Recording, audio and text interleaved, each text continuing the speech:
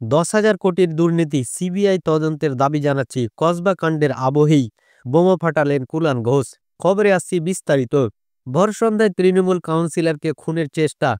কসবার ঘটনার রেশ এখনও পুরোপুরি কাটেনি। এই আবহে এবার বিস্ফোরক দাবি করলেন শাসক দলের নেতা কুনাল ঘোষ। বাম জমানোর প্রসঙ্গে টেনে তিনি বলেন, কসবা এলাকায় এই জমি নিয়ে অন্তত 10 কোটি টাকার কেলেঙ্কারি হয়েছে। শুধু তাই নয়, এ নিয়ে সিবিআই তদন্তের দাবিও জানিয়েছেন কুনাল ঘোষ। জমির বিবাদের জন্যই তৃণমূল কংগ্রেস কাউন্সিলরের সুশান্ত ঘোষকে খুনের চেষ্টা, এ নিয়ে তদন্ত চলেছে। এর মাঝে সংবাদ মাধ্যমের মুখোমুখি হয়ে বেশ কিছু বিস্ফোরক দাবি করলেন কুনাল ঘোষ। তৃণমূল নেতার দাবি, সিপিএমের আমলেই কসবা অঞ্চলে জমি নিয়ে রেষারেষির এই বীজ বপন হয়েছিল। কুনাল বলেন, একসময় সিপিএমের লোকাল কমিটির সম্পাদক গুরুপদ বাগচিকে তাদেরই দলের আরেকটি গোষ্ঠীর গুন্ডারা প্রকাশ্যে গুলি করে হত্যা করেছিল। সেখানে একজন প্রমোটার গ্রেপ্তার হন। এই বাড়ি জমি দখলের মধ্যে সিপিএমের দুটি গোষ্ঠী জড়িয়ে গিয়েছিল। সিপিএমের আমলেই এই বীজ বপন করা হয়েছে। এটার সিবিআই তদন্তের দাবি জানাচ্ছি। এখানে না থেমে তৃণমূল নেতা প্রশ্ন করেন, সত্যজিৎ রায় ফিল্ম ইনস্টিটিউটের আগে পরে ওই এলাকার মৎস্য দপ্তরের অধীনে থাকা জলা জমি বাম আমলে স্থলভূমিতে কিভাবে হয়ে গেল? ওখানে পরপর বাড়ি, পরপর হাউজিং উঠেছে।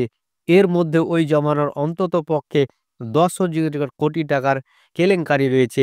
এদিকে খাস কলকাতার কসবার মতো এলাকায় ভর সন্ধ্যায় তৃণমূল কাউন্সিলরকে খুনের চেষ্টা।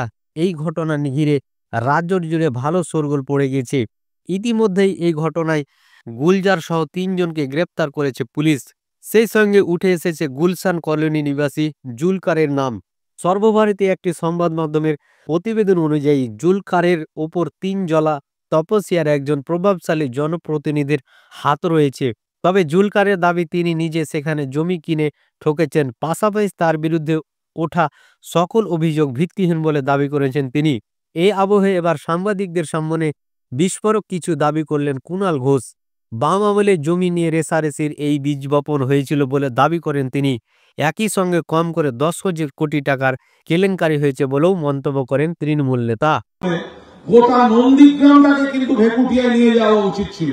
বিজেপির দেখা উচিত ছিল একটা বাপ্পাদিত্য গর্গের গায়ে হাত পড়লে গোটা নন্দীগ্রাম সেখানে যাবে। এখানে কেন আসবো? এখানে আমাদের প্রতিনিধি দল নিশ্চয়ই এখানে ডেপুটেশন দেবেন বা দিয়েছেন। কেন আমরা ভেকুটিয়ায় করলাম না?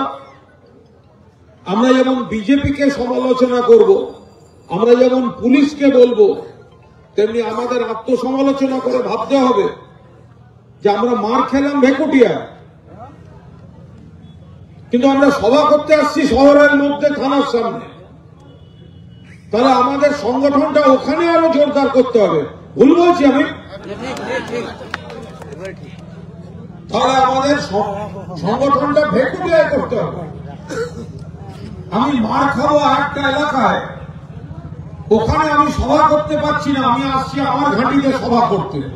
এটাই প্রকৃত প্রতিবাদ হবে না? আমি আপনাকে বলছি, যদি যাদের বিরুদ্ধে অভিযোগ তারা অ্যারেস্ট না হয়, কয়েকদিন সময় দাও, নেতৃত্বের সঙ্গে কথা বলো, ভেকুটিয়ায় মিটিং ডাকো, আবার আসবো ভেকুটিয়ায়, যেখানে মারবে সেইখানে ধরবে।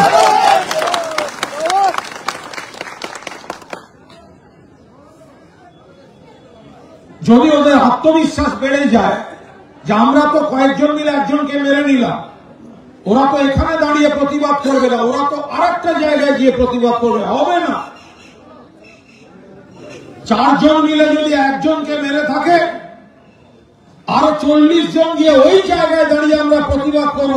আমরা পুলিশের কাছে আসবো না, পুলিশকে ফোর্স নিয়ে গিয়ে ওখানে বলতে হবে আপনারা মাথা ঠান্ডা রাখুন, আমরা দেখছি।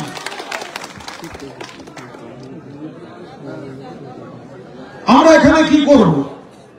আমরা তো সরকারি দল, আমরা বড় জোর গিয়ে একটা ডেপুটেশনের মতো প্রেমপত্র দিয়ে আসবো, এর বেশি আমরা কি করব? তো মাঠে ময়দানে সংগঠন দিয়ে বুঝতে হবে।